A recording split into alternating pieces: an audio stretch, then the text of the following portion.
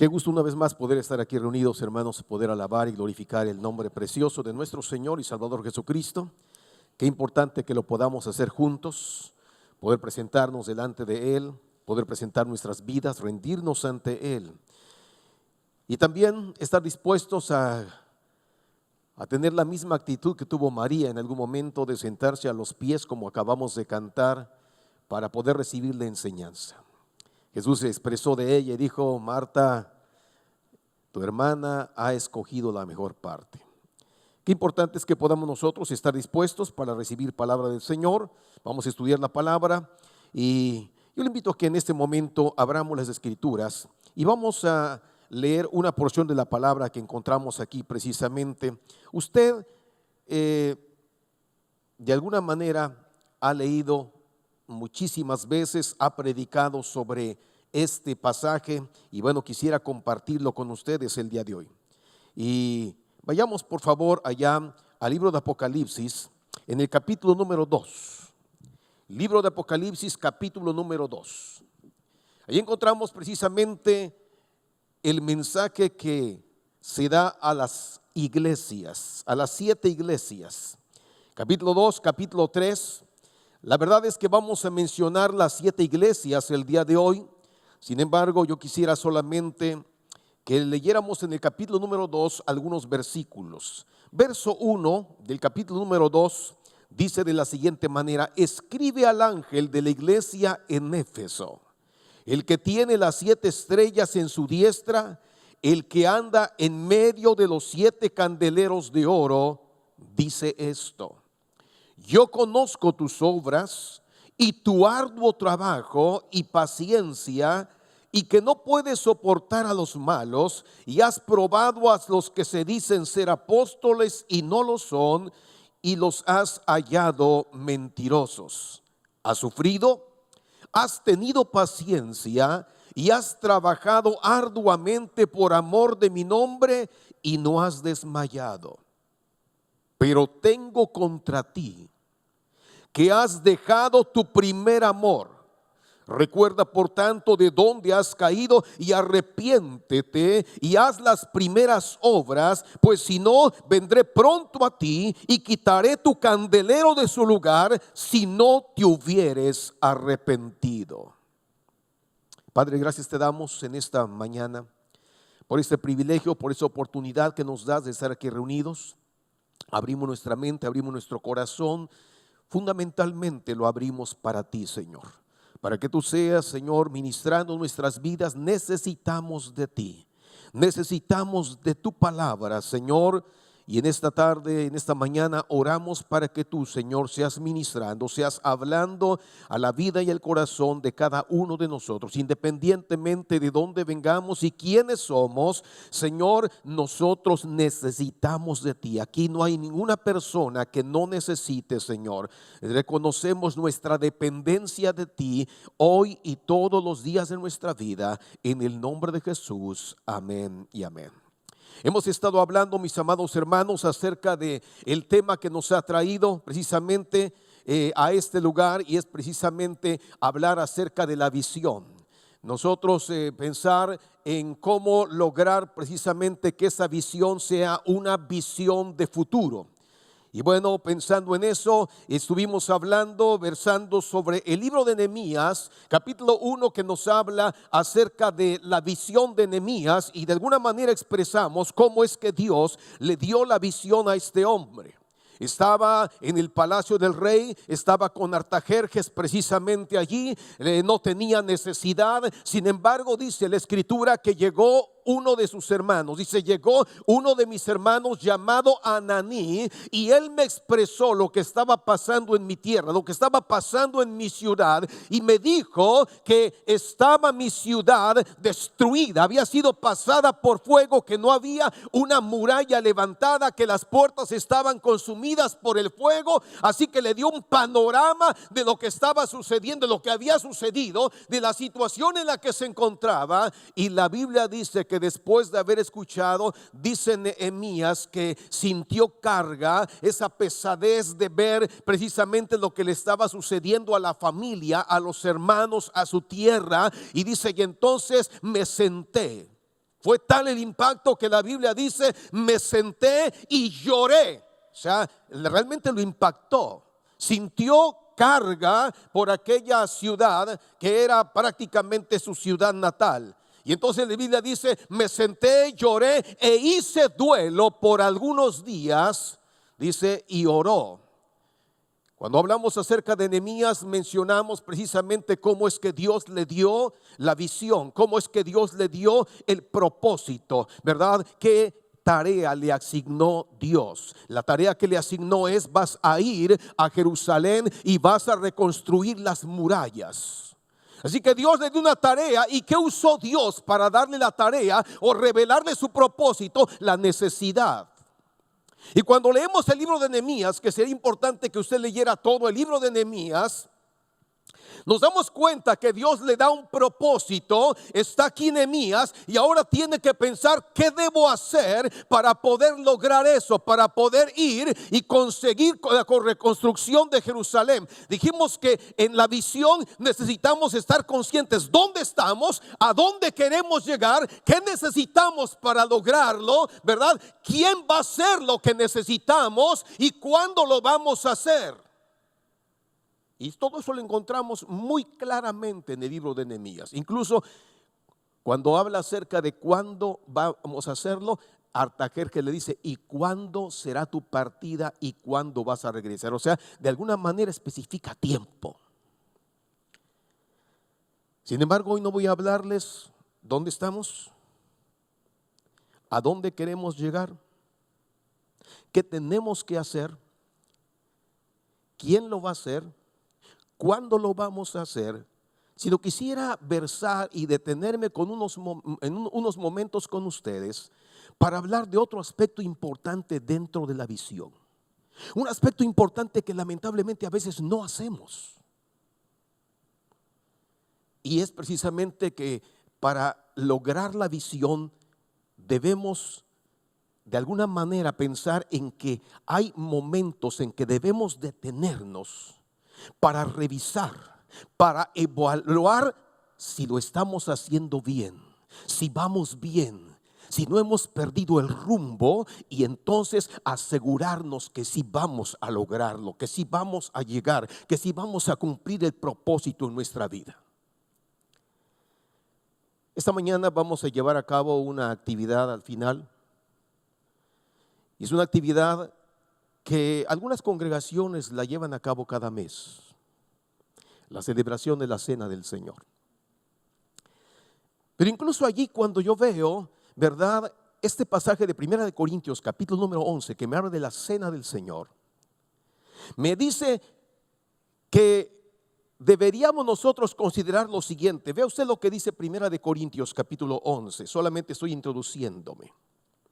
En este capítulo me habla, dice, de manera, o sea, que si tú has pensado venir y participar de la Cena del Señor, debes primero detenerte a evaluar.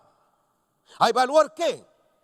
A evaluar tu vida, a sopesar cómo estás. Dice el verso 27, de manera que cualquiera que comiere y participare de este pan o bebiera de esta copa del Señor indignamente, va a participar. Ese es el propósito, participar de la Santa Cena. Pero para hacerlo, dice que debemos hacer, primeramente, estar conscientes de que si lo hacemos indignamente, seremos culpados del cuerpo y de la sangre del Señor. Por eso, lo que de alguna manera se nos reconviene, el apóstol Pablo dice, es: por tanto, pruébese cada uno de vosotros a sí mismo, y entonces, después de haberse probado, de verse retrospectivamente, después de haberse evaluado, entonces coma del pan y beba de la copa. Creo que es muy importante que nosotros pensemos en la importancia de la evaluación. La evaluación en un proyecto, en una visión, es muy importante para saber cómo vamos.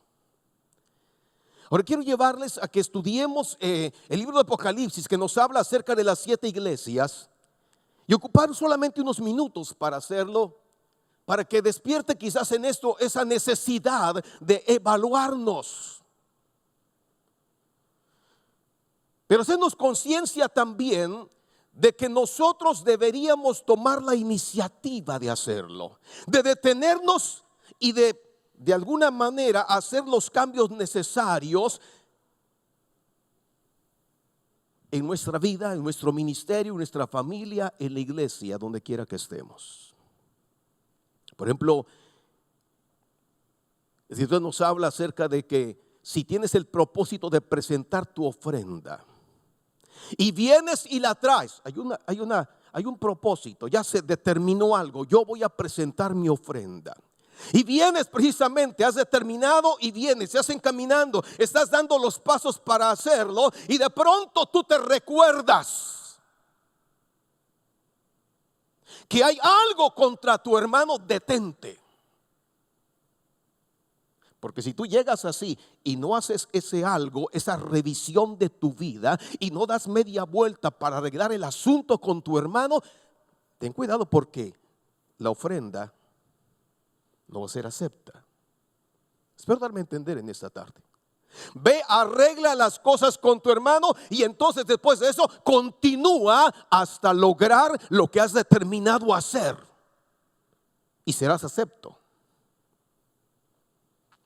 A veces nos olvidamos qué importante es la evaluación. Y por eso yo quisiera que fuéramos al libro de Apocalipsis, y aquí hemos leído básicamente un poco acerca de la iglesia de Éfeso.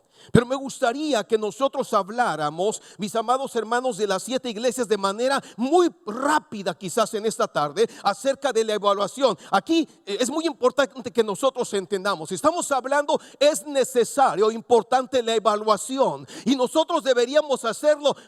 Pruébese cada uno a sí mismo. Evalúate tú, evalúa tu vida, evalúa tu ministerio, ¿verdad? Evalúa la iglesia que estás pastoreando. Debería ser así. Lo fácil para nosotros es evaluar a los demás. Qué fácil es hablar de tal iglesia que está teniendo, entre comillas, éxito. Quizás algunos pudiéramos decir, oh, qué bueno. Otros más, no, pero mira esto y aquello. Y vemos la manera de qué, de poner trabas y de decir, no lo está haciendo bien, aunque tiene una gran cantidad de personas. Miren, al respecto quiero decirles lo que yo pienso, ¿verdad? En cuestión de mega iglesias o iglesias pequeñas. Cuando Jesús oró en Juan capítulo número 17, Él oró, Él habló acerca de esto. Él de alguna manera soñó, visionó a la iglesia.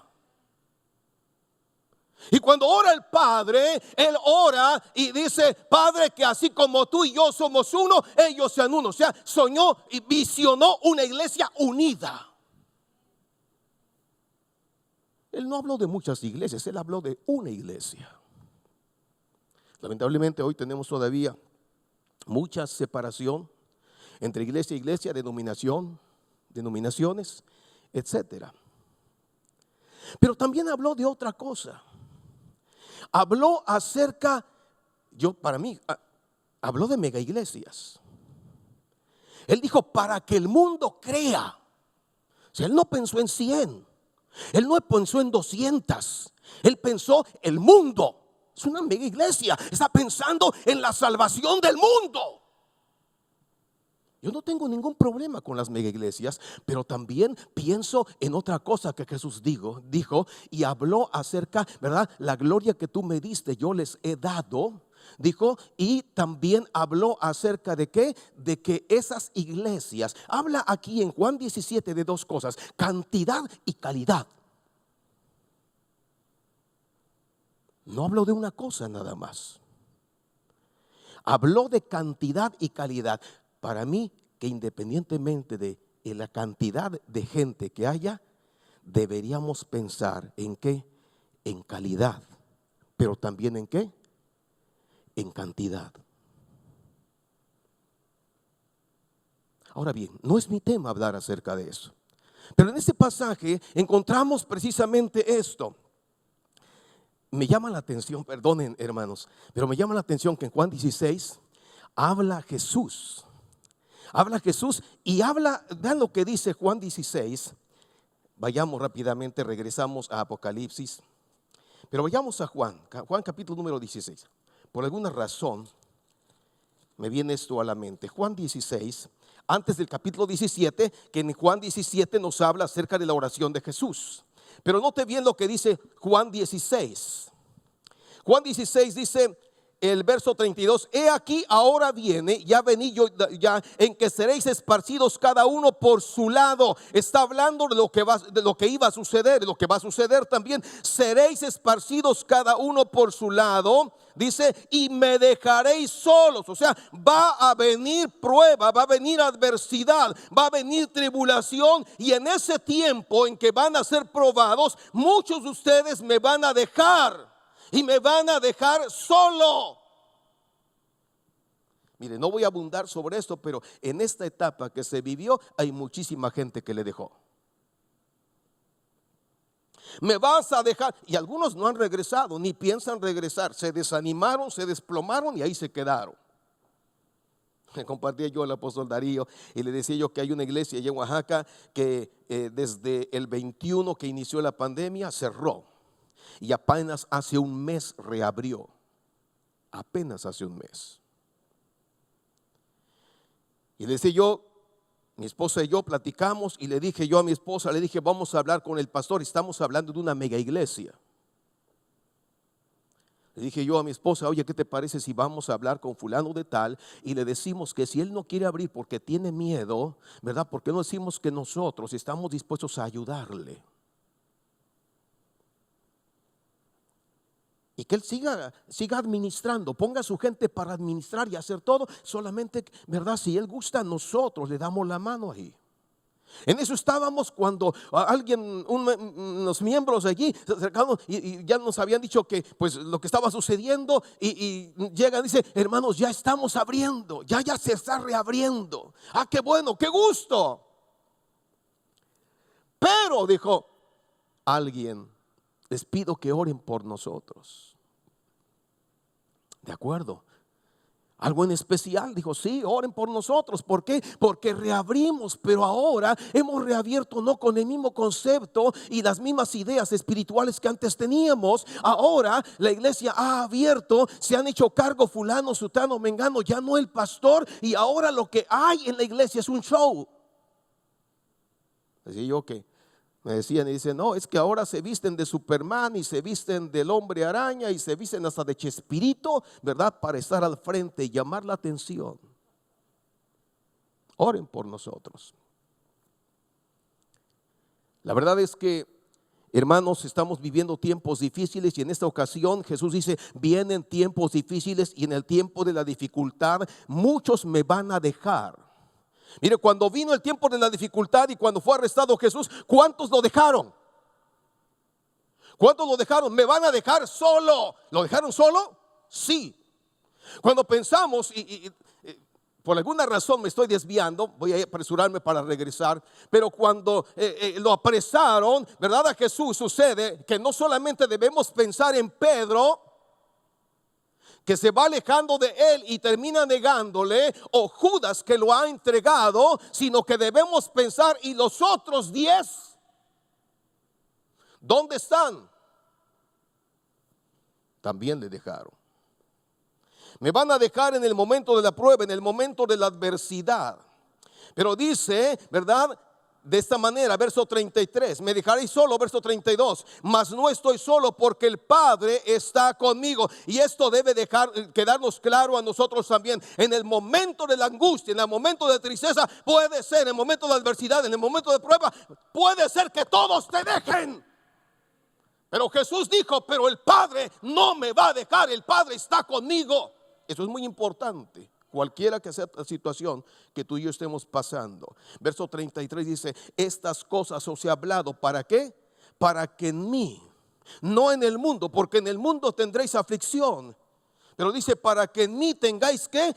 Paz. Luego añade diciendo una vez más, en el mundo tendréis aflicción, pero confiad, yo he vencido al mundo. Y después de esto ora por sus discípulos. Pero me llama la atención, hermanos, deberíamos leer desde el capítulo número 13 porque todo va conectado y ver precisamente cómo Jesús, ¿verdad? Y termino con esto, este paréntesis. Cómo Jesús, ¿verdad? Después de que ha hablado todo esto, la escritura me habla y me dice que Jesús lo que hace es que agarra en la cena, se ciñe la toalla, agarra un lebrillo y se pone a lavar los pies de los discípulos. Me llama la atención y por eso es que hice este paréntesis. ¿Por qué? ¿Conocía Jesús a sus discípulos o no los conocía? ¿A quién le lavó Jesús los pies? A los discípulos. A todos. Y dentro de ellos estaba ¿quién? Pedro. ¿Sabía Jesús que le iba a negar? Ahí estaba Judas. ¿Sabía Jesús que lo iba a vender? Ahí estaba Tomás, el que si no meto las manos, no, yo no creo. El incrédulo. Él lo sabía. Y esto me lleva a pensar, hermanos, también, pero él tenía que cumplir su propósito. Y él tenía que pasar, era parte del proceso de Jesús. Y lo que nosotros debemos aprender es el carácter de Cristo. Y ese carácter lo debemos tener nosotros también para poder lograr el propósito para el cual nosotros estamos aquí precisamente no solamente en este tiempo, sino en esta tierra. Dios nos ha dado un propósito que debemos cumplir cualquiera que sean las circunstancias.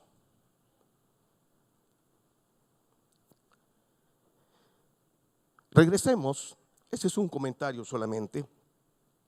Y encontramos aquí precisamente en el mensaje a las iglesias, a las 7 iglesias, y que les digo, tenemos que evaluar nuestra vida, tenemos que evaluar nuestro ministerio, tenemos que evaluar la iglesia en la que Dios nos ha puesto precisamente. Cuando leemos el capítulo 2 y el capítulo número 3 y vemos las iglesias, vemos precisamente algo muy importante, que Jesús viene, le habla a cada iglesia y lo que está haciendo el Padre es, hermanos, evaluando a cada iglesia. Te digo una cosa, Dios quiere que tú te evalúes y si tú no te evalúes, Dios te va a evaluar. Es Dios quien te va a sopesar. Ahora Dios evalúa a cada iglesia y le dice, mira, esto está bien, esto está mal. Y le dice lo que tiene que hacer. Todavía le da oportunidad porque Dios es un Dios de oportunidades.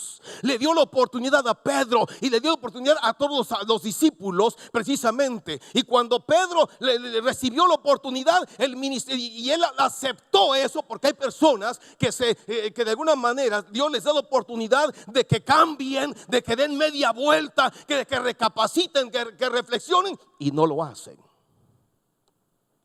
En el caso de Pedro, le dio la oportunidad y Pedro la aprovechó. Aprovecha. Si Dios todavía te está dando oportunidad y no te está descalificando, es tiempo de aprovecharlo. El ministerio de Pedro fue mucho mejor. Después de que le negó, después de que se alejó, pero después de que se arrepintió. En el caso de Saúl, ese fue el problema. Fue descalificado y destituido. ¿Por qué? Porque él jamás se arrepintió. Ahora aquí en el mensaje a las iglesias de Apocalipsis encontramos, déjenme mencionar solamente 3 cosas en el sentido de la iglesia. Iglesias que estaban divagando, iglesias que estaban perdiendo el rumbo. Uno. Iglesias que iban bien e iglesias, una de ellas de la cual voy a hablar en esta tarde, a dedicarme un poquito más, que había perdido completamente el rumbo. ¿Dónde estamos? Espero darme a entender. ¿Dónde nos encontramos? Si nosotros evaluamos nuestra vida, nuestro ministerio, nuestra familia, la iglesia, ¿dónde nos encontramos? En las iglesias que van bien, va a decir, yo voy bien, gracias a Dios. He estado evalúo regularmente y siento y veo que voy bien, gracias a Dios. Aunque le diré una cosa, hay ocasiones en que nosotros no vemos los errores. Como dije, a veces es tan fácil ver los errores en otros. ¿No le ha ocurrido? A mí me ha ocurrido en algunas ocasiones. Voy manejando y usted se da cuenta que uno ve hacia adelante, va a dar vuelta a la derecha, a la izquierda o a la derecha, y usted mira el retrovisor, ¿verdad? Mira el retrovisor, particularmente dependiendo de dónde va a dar vuelta. Mira el retrovisor intermedio, mira el retrovisor si va a dar vuelta a la izquierda, ¿verdad? Y de alguna manera se procura percatar antes de virar, antes de hacerlo. He visto vehículos que al virar el otro lo golpea. Pero hay un punto en el vehículo que es ciego. ¿Le ha pasado o no? A mí me ha pasado. Yo miro hacia adelante, miro hacia un lado, miro hacia el otro lado. Y en una ocasión, ¿verdad? Me paré, iba con mi esposa, me paré, me estacioné y miro por el retrovisor, y cuando veo por el retrovisor inmediatamente me acerco a mi esposa, la agarro y le digo, agárrate, le dije. Porque detrás de mí, yo me había parado, detrás de mí venía un vehículo a velocidad que inmediatamente pude discernir, este no se va a parar y nos va a pegar. Así que le agarré a mi esposa, le dije, agárrate, y el vehículo vino y se estampó atrás de nosotros. Pero me ha ocurrido que en el punto ciego yo quiero virar y de pronto apareció una moto, apareció un vehículo y no lo vi. En ocasiones nosotros también, hermanos, pensamos que vamos bien, pero hay cosas que nosotros no vemos. Por eso deberíamos pedirle al Espíritu Santo ¿qué cosa? Que nos revele si hay algo que está allí precisamente y que pudiera estar afectando o estorbando nuestra vida, o estorbando nuestro ministerio, o estorbando nuestra familia, o estorbando, ¿verdad?, a la iglesia. Cosas que a veces nosotros no discernimos, no podemos ver. Estamos en un punto ciego precisamente. Y aquí veo entonces tres tipos de iglesia. Las iglesias que han perdido, una iglesia que ha perdido el rumbo totalmente, definitivamente. Esta, si sigue así, termina en fracaso. Pero todavía aún a esa iglesia Dios le da oportunidad. Iglesias que quizás están caminando, pero están perdiendo el rumbo. No lo han perdido, están perdiéndolo. E iglesias que gracias a Dios van bien. La pregunta en esta tarde es, ¿cómo vamos? O sea, la idea es que nosotros seamos movidos ¿a qué? A evaluarnos. Vuelvo a insistir, estamos hablando de iglesia, pero yo sé que aquí hay pastores y también hay miembros de congregaciones o líderes. Y todos debemos evaluarnos. Yo muchas veces me he detenido a evaluar mi matrimonio. Me he detenido a evaluar a mi familia. Y hablaremos de esto por un momento, quizás en unos instantes más. Pero es importante que lo hagamos. Ahora, si nos evaluamos, ¿qué tenemos que hacer? Si vemos que estamos fallando, que estamos perdiendo el rumbo, tenemos que hacer los ajustes necesarios. ¿Para qué? Para poder reencauzarnos. Ahora, rápidamente vea usted lo que dice la palabra de Dios. Hermanos, no hay iglesia perfecta, ninguna obra es terminada, todos estamos en el proceso, vamos a la perfección. Dios aquí en este libro de Apocalipsis capítulo 2 y capítulo 3, Dios es el que evalúa. El ángel viene y le habla a quien está en cada iglesia. Y aquí en este pasaje me habla precisamente cómo viene y le habla a la iglesia de Éfeso. Empezamos a hablar de Éfeso y vamos a mencionarlo quizás en ese, bueno, no vamos a respetar el orden, vamos básicamente a ver, hermanos, en qué situación se encuentra cada una de ellas. En el caso de Éfeso, Dios le evalúa y de alguna manera la corrige también. En cuestión de la iglesia de Éfeso, note bien, la iglesia era una iglesia, mire, si usted ve y de alguna manera evalúa la iglesia de Éfeso, pudiera solamente con los primeros versículos pensar una cosa: la iglesia de Éfeso va excelente. Como cuando leemos Primera de Corintios y leemos Primera de Corintios hasta el capítulo número 2, particularmente el capítulo 1, usted pensaría, qué iglesia, preciosa iglesia. Primera de Corintios 1. Habla el apóstol Pablo en la iglesia de Corinto y dice: ustedes son ricos en todo. ¿Sí o no? ¿Qué pensaríamos cuando leemos eso? Ya quisiéramos ser iglesia de Corinto.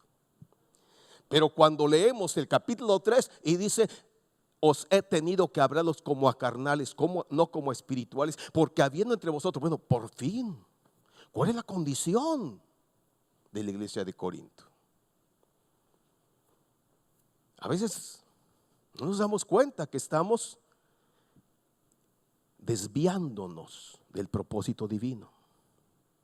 A veces no nos damos cuenta, ¿verdad?, que necesitamos detenernos a evaluar nuestra vida y hacer los cambios que sean necesarios en nosotros. Así que cuando vemos aquí el libro de Apocalipsis, hablando en el capítulo número 2 de la iglesia de Éfeso, pudiéramos tan solamente leer los primeros versículos, pensar: esta iglesia es una iglesia de excelencia. Me gustaría volver otra vez a Corintios, ¿verdad?, porque ahí me habla que era una iglesia donde abundaban los dones. Los 9 dones se manifestaban. Los 9. Pero ¿dónde estaban fallando? En el fruto del Espíritu. Ahora, regresando aquí, entonces vemos una iglesia, la iglesia de Éfeso, que, si ya vuelvo a insistir, si vemos solamente los primeros versículos, pensaríamos: es una iglesia excelente, ya quisiéramos tener una iglesia así. Una iglesia trabajadora, una iglesia activa, bien movida, todos participando.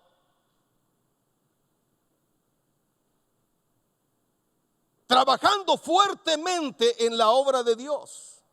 Una iglesia que además dice que era paciente y que también era intolerante. ¿Pero intolerante a qué? Hacia los malos.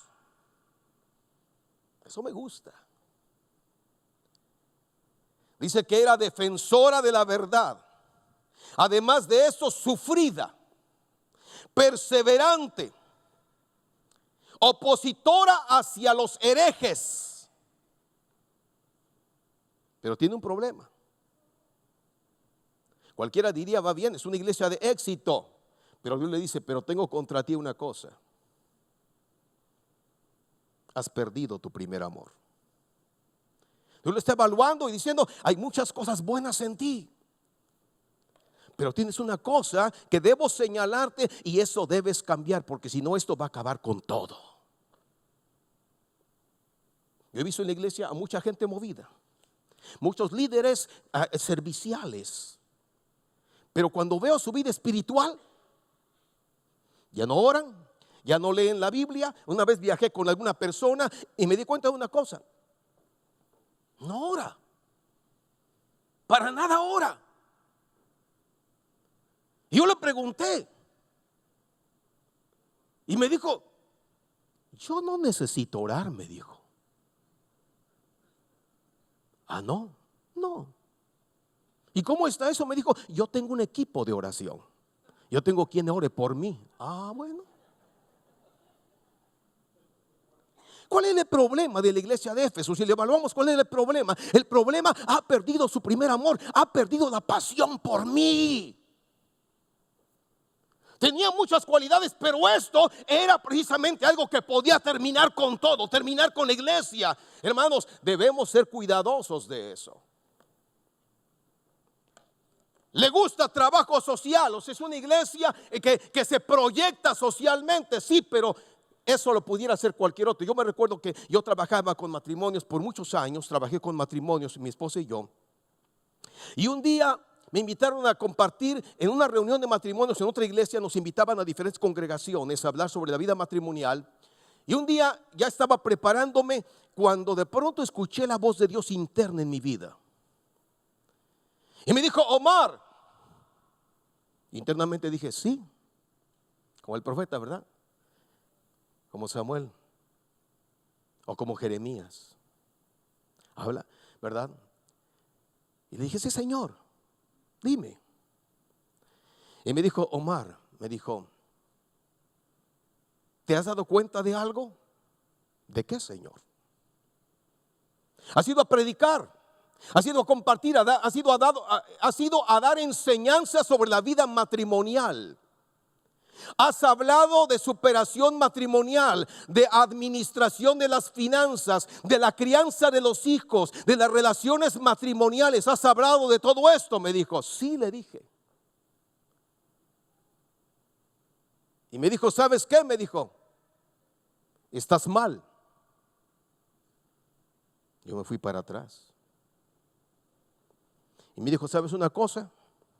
Lo que tú enseñas sobre administración financiera, sobre la crianza de los hijos, sobre la relación matrimonial, y me siguió dando, ¿verdad?, diferentes aspectos de la vida matrimonial.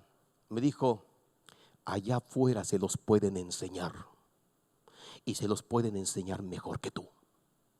Así me dijo. La verdad es que yo sentí como que me estaba dando una cachetada con guante blanco. Y me dijo, ¿y te has dado cuenta que después de un tiempo regresan al mismo problema? ¿No le ha ocurrido? Usted atiende un matrimonio, lo atiende, ¿verdad? Se va, por un tiempo dijo, hermano, muchas gracias, no sabe cómo me ha ayudado eso. A los meses regreso otra vez. Y el mismo problema. Y entonces cuando me dijo, ¿te has dado cuenta que se va y después regresa con lo mismo? Tuve que reconocer y decir, sí.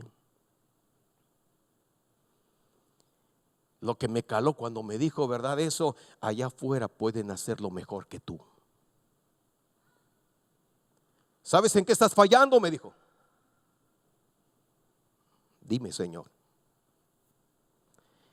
Tú debes enseñarles que lo que ellos necesitan es a mí. Debes enseñarles esto, que lo que ellos necesitan es ellos me necesitan a mí. Eso, me dijo, hará la diferencia. Así que tú puedes enseñar de finanzas, puedes enseñar de todo lo demás, pero no te olvides, buscad primeramente el reino de Dios y su justicia. ¿Estamos aquí? ¿Sí me doy a entender? Estaba la iglesia de Éfeso haciendo todo, pero lamentablemente estaba perdiendo el fuego, estaba perdiendo la pasión. Cuando yo estaba enamorado, y sigo enamorado de mi esposa, pero cuando estaba enamorado de ella en la etapa del noviazgo, ella trabajaba y yo llegaba a esperar que saliera del trabajo. Estaba tan enamorado que podía esperarle 1 hora, 2 horas, y cuando salía yo estaba feliz de verla. Y no le reclamaba, ¿verdad? ¿Por qué te tardaste? No, estaba feliz. Cuando estamos enamorados, si usted es un apasionado del fútbol, ¿de qué va a hablar? Fútbol. Apasionado por la muchacha, todo el tiempo va a pensar en ella. ¿Se ha detenido a pensar si todavía usted está apasionado por Cristo? ¿Se ha detenido a pensar si todavía está apasionado por Dios? Porque entonces, si no estamos apasionados, estamos perdiendo el rumbo. Podemos hacer muchas cosas dentro de la obra. Y puedo poner ese ejemplo. Puedo dedicar muchísimo tiempo ¿a qué? A leer la palabra de Dios y decir, estoy bien. Puedo dedicar muchísimo tiempo a leer otros libros para enriquecer el sermón y pensar que estoy bien. Puedo salir y visitar a los enfermos y pensar que estoy bien. Puedo hacer labor social y pensar que estoy bien. Y sin embargo, pudiera ser que estoy estudiando y escucho una voz como pudiéramos pensar en Jeremías cuando está en el arroyo de Quirid. Dios le está hablando y él no oye. Hay mucho ruido que le está impidiendo escuchar la voz de Dios. Y entonces estamos tan activos que Dios nos está hablando y espérate tantito porque estoy haciendo labor social, espérate tantito porque estoy visitando a un enfermo, espérate tantito porque estoy preparando el sermón para el domingo. Espero darme a entender. Servimos en la casa de Dios, pero no pasamos tiempo con el Dios de la casa. Hemos perdido la pasión Hemos perdido el deseo, hemos perdido nuestro primer amor. Espero darme a entender. Ahora, no quiero detenerme demasiado en esto, pero aquí está siendo evaluada la iglesia de Éfeso. Parece que va bien, parece que tiene éxito, y sin embargo Dios le dice: pero tengo contra ti, has perdido tu primer amor. Todas las virtudes de la iglesia de Éfeso no compensaban esta carencia. No cabe duda que al momento de la conversión, el amor a Jesucristo había sido ardiente, había sido fresco. Pero parece ser que ahora la llama se había apagado. Cuando leemos Jeremías capítulo número 2, verso número 2, vemos ahí un recuerdo de la queja expresada por Dios a Jeremías, refiriéndose a Jerusalén y diciéndole: recuerdo el cariño de tu juventud, el amor que me tenías cuando eras mi prometida. Lo recuerdo, pero ya no hay eso. Ese es uno de los peligros de todos y cada uno de nosotros. Es un peligro de los siervos de Dios. Es un peligro de todo miembro de alguna iglesia. Servidores que corremos con el paso de los años, lamentablemente podemos enfriarnos, perder nuestro amor por el Señor. Ese amor puede decrecer y terminar, y quedarnos en la iglesia haciendo las cosas por costumbre. En el caso de la iglesia de Esmirna y en el caso de la iglesia de Filadelfia, estas dos iglesias, y las uno porque si usted se pone a estudiar estos, pudiéramos considerar una cosa, pudiéramos pensar que no se les señala defecto. Las iglesias parece ser que no tuvieran falta, parece que van bien. Y sin embargo a ellos Dios le dice: retén lo que tienes, sigue así, cuida lo que tienes, para que no pierdas tu corona. En el caso de la iglesia de Pérgamo, Dios le evalúa también y le dice las cosas buenas que está haciendo, pero también le dice que tienes un problema, permites enseñanzas que hacen tropezar a mi pueblo. Hay una doctrina fundamental que tú permites. O sea, el problema de esta iglesia era un problema doctrinal. Permites la doctrina de Balaam. Ahora, hay iglesias que no se dan cuenta que están cayendo en este tipo de problemas. No se evalúan y no se dan cuenta que lamentablemente están cayendo en doctrinas de error. Hemos tenido nosotros, hermanos, que ver congregaciones que sin darse cuenta están cayendo en mesianismo. Pero todo parece bien, como dijeron el día de ayer, ¿verdad? No, pues es que cantos hebreos, todo hebreo, danza hebrea. Y poco a poco, ¿qué cosa? Van siendo jalados o van siendo arrastrados hacia eso, y no nos damos cuenta que pudiera ser que estamos fallando en que en la doctrina, no estamos cuidando el tener una doctrina sana. Así que debemos detenernos y Dios de alguna manera, ¿verdad?, evalúa a esta iglesia, en este caso a la iglesia de Pérgamo, y le dice: tienes problemas doctrinales, detente, evalúa y cambia el rumbo, revisa eso. Nosotros hemos estado viendo eso en los últimos años. Yo hablaba ya con algunos pastores que colaboran con nosotros en México, y les decía: tenemos que revisar el fundamento doctrinal y enseñarles a los pastores, volver a revisar juntamente con los pastores el fundamento doctrinal. Ahora, hay doctrinas secundarias.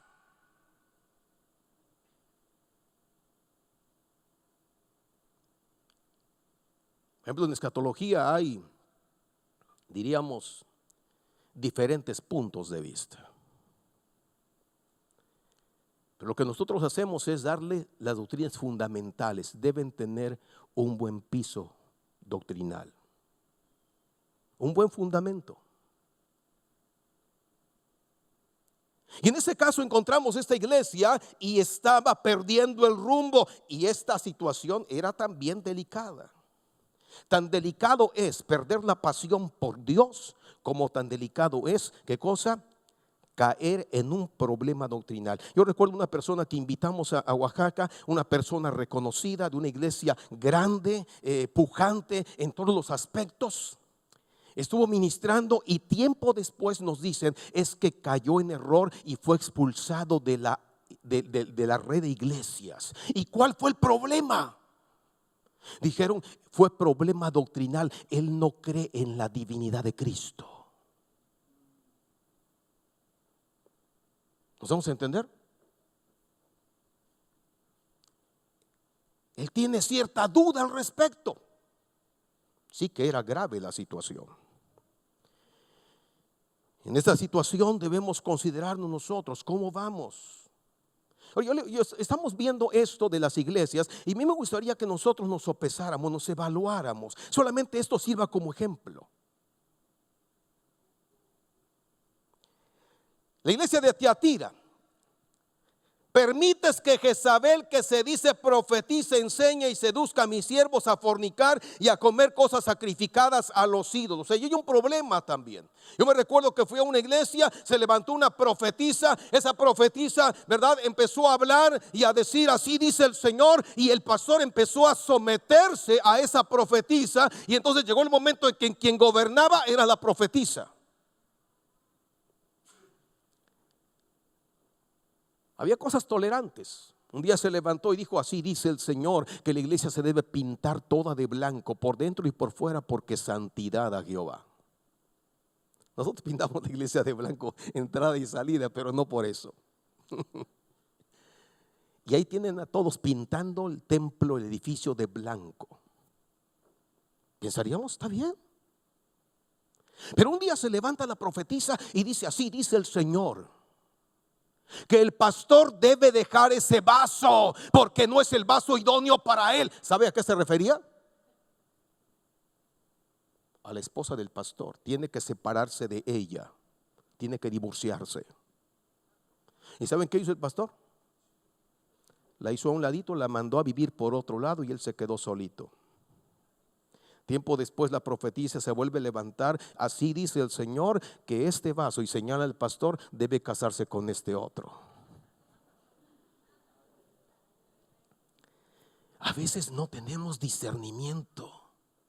Es tan evidente, usted diría, ¿qué locura es eso? Cualquiera se da cuenta. Pero ¿por qué? Es que ¿por qué la iglesia no se dio cuenta? A veces estamos sumergidos en algo semejante o peor y no nos damos cuenta. Por eso decía, necesitamos evaluar, pero también necesitamos pedirle al Señor que nos dé discernimiento o nos revele para ver realmente cómo estamos, porque pudiera ser que hay cosas que nosotros no vemos, en las cuales estamos fallando y las cuales deben ser enmendadas en nuestra vida, en nuestro ministerio, para poder cumplir el propósito de Dios en nuestra vida. La iglesia de Sardis dice, hombre que vives y estás muerto, no he hallado tus obras perfectas. Al parecer todas estaban perdiendo el rumbo, todas estaban perdiendo la visión, pero la Odisea, hermanos,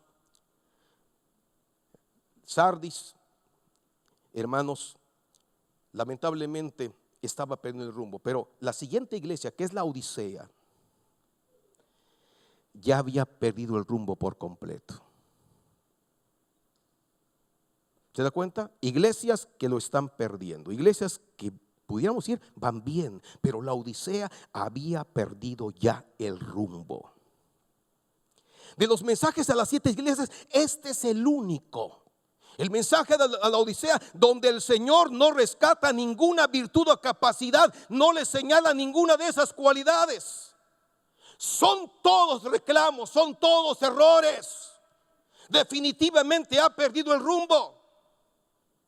Sin embargo, si lo vemos desde un punto de vista externo, desde un punto de vista material, pudiéramos considerar es una iglesia exitosa.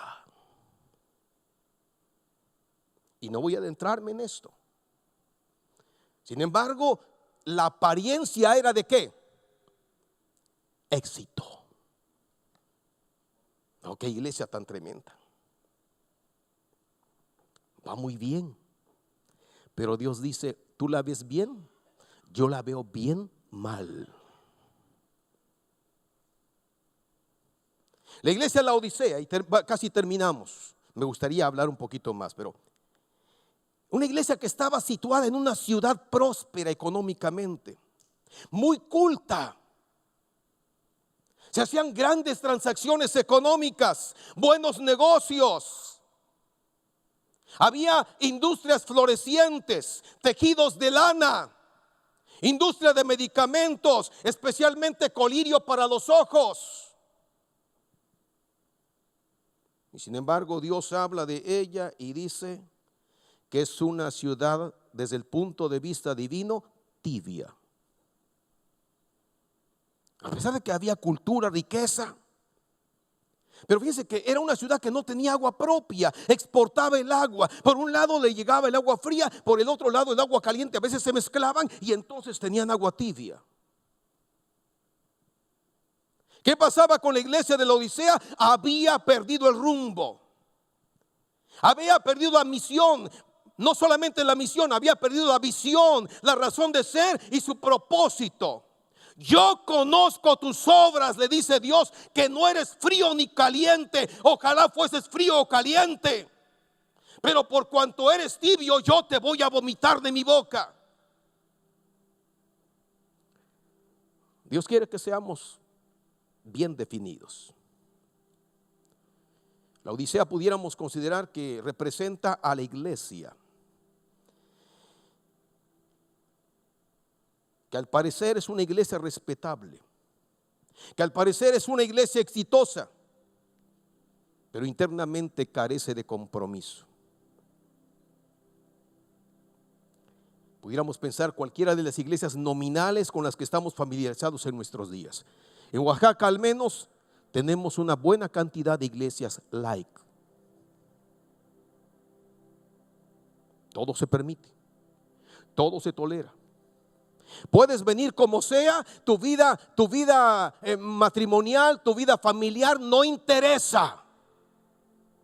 No interesa nada de eso.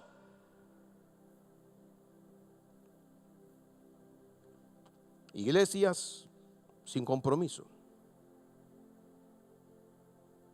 Muchas veces podemos considerar no tienen necesidades materiales, pero un cristianismo sin compromiso.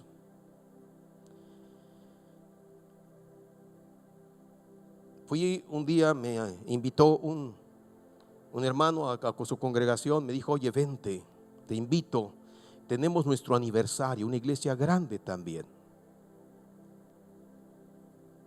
Y como dije, no tengo nada contra mega iglesias. Yo creo también que Dios puede levantar buenas iglesias, grandes.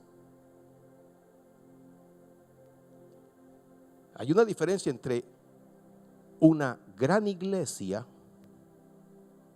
y una iglesia grande. Hay una diferencia.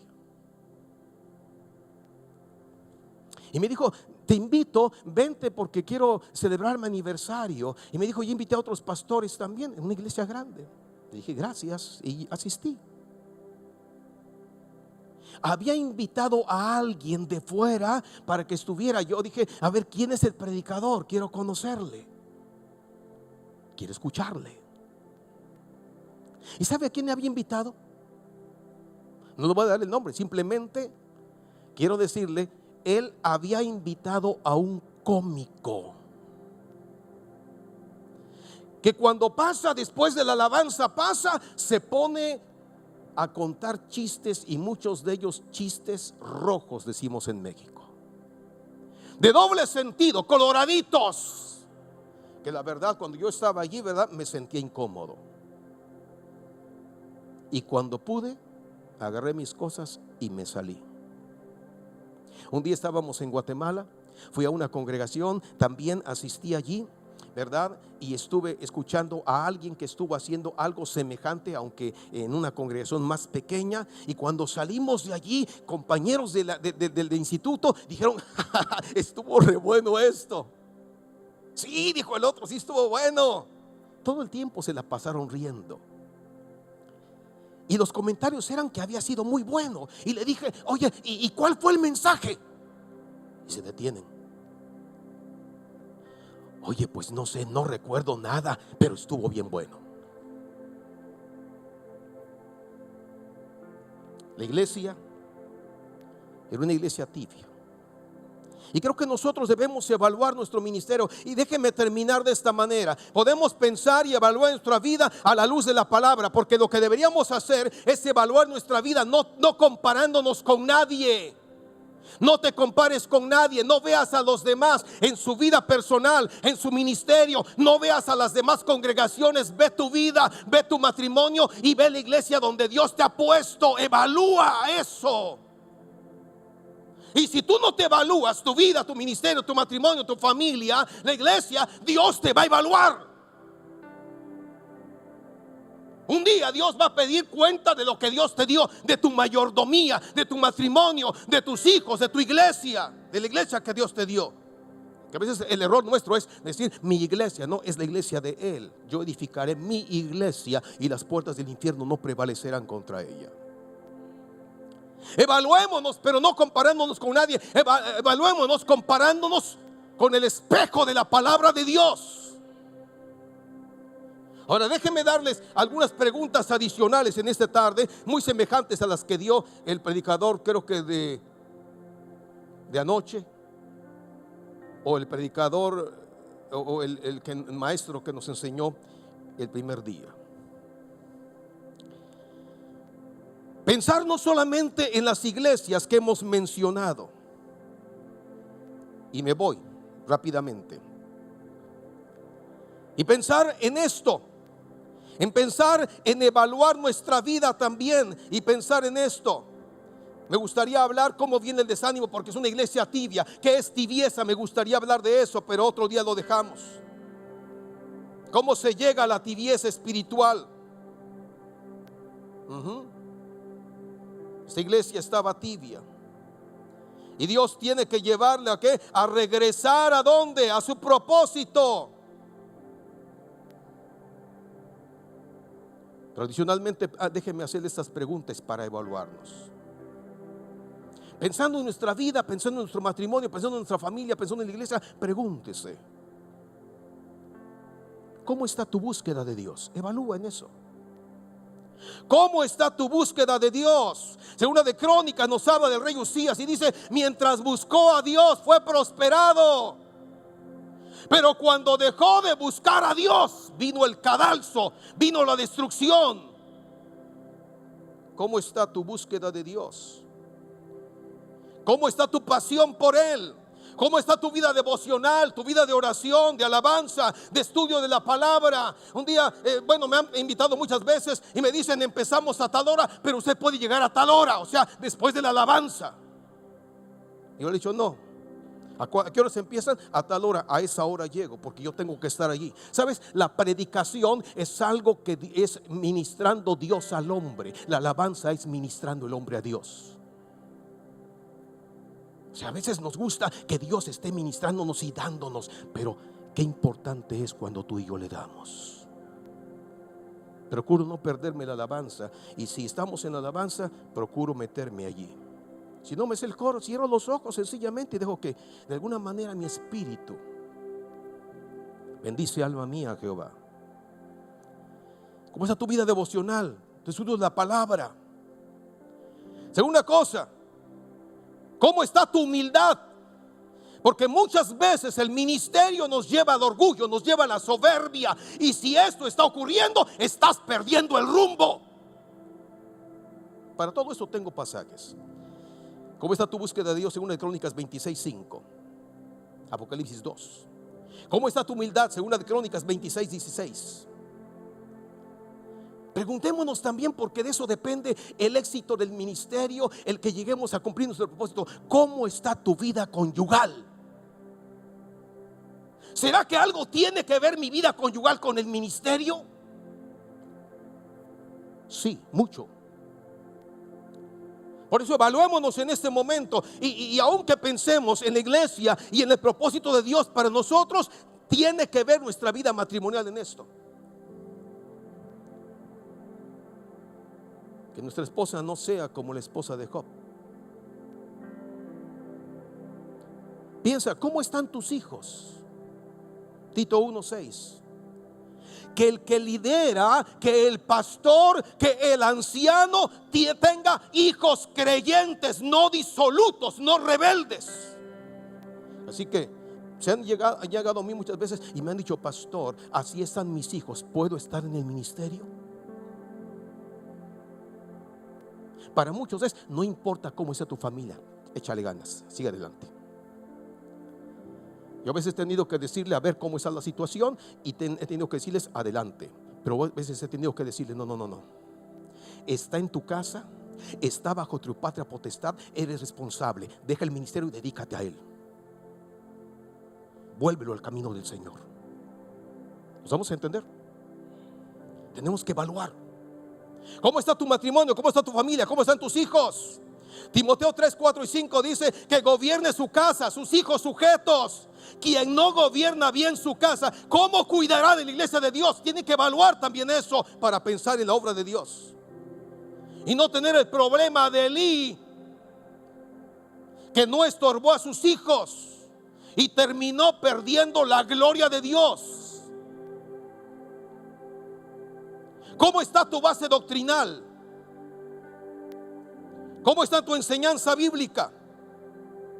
Incluso pensemos cómo está nuestra vida sexual en el matrimonio. David tuvo problemas en esa área y tuvo que ser confrontado por Natán. Para mí Natán era el pastor de David, por ese pecado que él había tenido sexual con Betsabé. Salomón lamentablemente se desvió por sus mujeres. Y por último es: ¿qué debemos hacer? Date cuenta pues, dice Dios, de dónde has caído. Date cuenta dónde estás perdiendo el rumbo y arrepiéntete y vuelve a tu conducta primera. Porque si no, iré donde tú estás y cambiaré de su lugar tu candelero si no te arrepientes. Hagamos todo lo necesario para cumplir el propósito de Dios. Ese propósito que Dios tiene para nosotros. Jehová cumplirá su propósito en nosotros, si nosotros nos rendimos, nos sometemos a Él. Padre, gracias te doy en esta tarde y te damos juntos por este tiempo. Hemos compartido tu palabra y oramos para que seas tú hablando nuestra vida. Que no nos resistamos, que no nos cerremos, que no nos encajonemos pensando, ¿verdad?, que esto no es para mí, yo estoy bien.